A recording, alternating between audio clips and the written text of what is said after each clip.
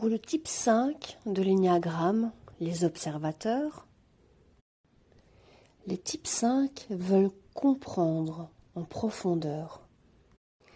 Ils veulent aller chercher le savoir.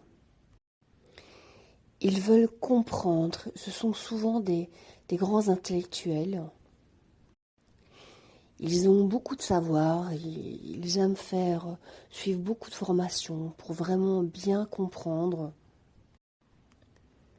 On verra que le souci avec les types 5 de l'énéagramme, c'est que de passer de l'intellect au cœur et au corps, c'est quand même pas toujours si simple que ça. Le type 5, l'observateur, est centré sur l'analyse, la connaissance et l'autonomie. Pour comprendre le monde, il va accumuler des connaissances.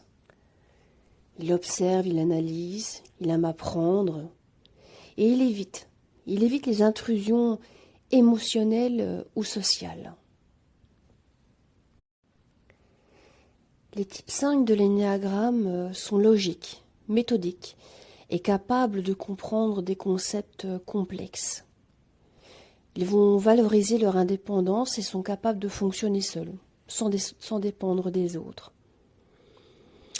Ils ont une curiosité insatiable qui les pousse à devenir des experts dans les domaines qui les intéressent.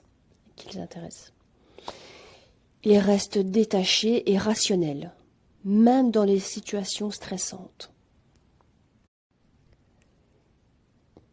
Ils peuvent s'éloigner des autres en évitant les contacts émotionnels ou sociaux. Et par peur de ne pas en avoir assez, ils peuvent passer plus de temps à apprendre qu'à agir. Leur besoin de solitude peut être mal compris ou mal interprété par les autres. Ils peuvent sembler froids et insensibles ou insensibles, même s'ils ressentent les choses profondément. En négatif, en état de stress, ils vont adopter des comportements du type 7, qu'on verra plus tard, devenant dispersés et ou en quête frénétique de distraction.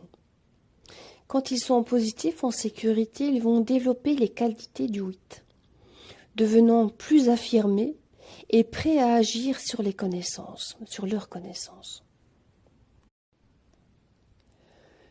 Le type 5 va préférer observer et réfléchir avant de parler ou d'agir.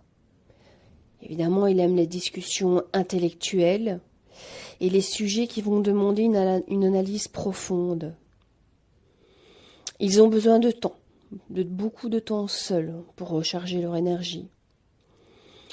Leur maison ou espace de travail est souvent rempli de livres, d'outils ou objets liés à leur centre d'intérêt.